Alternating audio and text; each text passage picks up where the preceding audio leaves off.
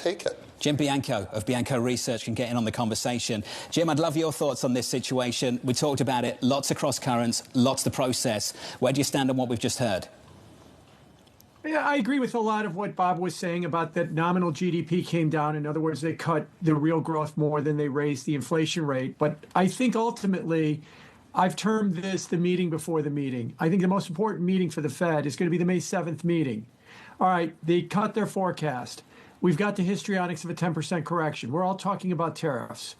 If we get to that May 7th meeting and they do not find a reason to cut rates, they're not going to find a reason to cut rates this year, unless something else comes that we don't expect.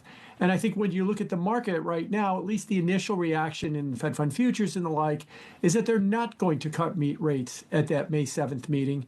So we'll have to see what transpires in the press conference that kind of gets us going there. Because like I want to emphasize it again, what more would they need to see at May 7th that they already haven't if they go to that meeting and they don't cut it? So this is the meeting before the meeting. There's also a question about just how much inflation expectations are going to tick up and what the signal is from them pausing the quantitative tightening program. Jim, it's in the weeds. We've heard from Kathy Jones that's just a technical adjustment. It's not going to make that big of a difference. Does it represent something more to you?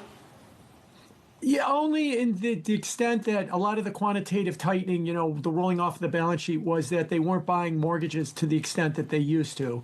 And that has become a bit of a political football for the Fed. In the era of high mortgage rates, they seem to be backing off and trying to support lower mortgage rates. Well, now they're trying to do that by, so I think that there is going to be, some issues with that, and there's going to be some discussion about why they did it. And I hope he's asked, and I'd like to hear a good explanation for why, because obviously it wasn't a unanimous decision. Fed Governor Waller dissented from it. Jim Bianco, to give you a victory lap on the last time the White Sox won 3 games in a row, you nailed transitory inflation. You nailed the stickiness of it. If we get inflation to come in with this low growth estimate, how will the Fed respond to that? I'm afraid, that it's going to be more like what we saw in September, that when the Fed, I'm in the camp that when the Fed cut rates by 50 basis points in September, the bond market looked at it and said, look, you're not serious about inflation, so we're not serious about the bond market, and yields went up. I know we try to blame Trump and the Trump policies and that, but it turned right on that Fed meeting when Harris was leading in the polls and interest rates started to go up. So it was more about the Fed meeting and them being aggressive. So if they're going to respond to the idea that the economy is slowing, but inflation is staying sticky by cutting rates or threatening to cut rates, they run the risk of the same reaction again. You want to produce 5% in the 10-year rate? Well, then, cut rates when the market is still worried about inflation. And I'll remind everybody, we've had 46 straight months now of core inflation above 3%.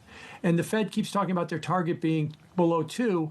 We can't get core inflation below 3, let alone get to their target of 2%. And if they start cutting rates again, they run a very big risk of a bad reaction. Jim, how does an explosion of fiscal spending in places like Germany and China complicate the story when suddenly there's a lot more competition around the world for the dollars or the currency to fund people's deficits?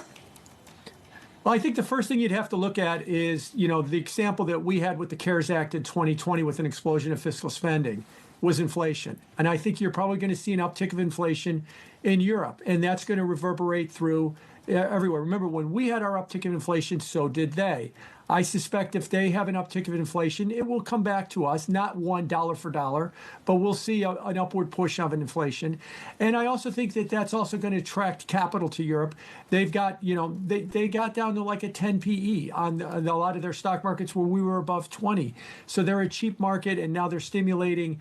And they're willing, and at least equity investors will be willing to tolerate more inflation, but bond investors won't. So I think you'll start to see higher, you'll see those higher rates in Europe continue and maybe higher inflation rates, and that will come back and be more problematic for the Fed if they want to cut rates later on this year. Hey, Jim, appreciate your time. As always, buddy. Jim Bianco there of Bianco Research. Miami Keys run to the news conference. You'll see him ask a few questions.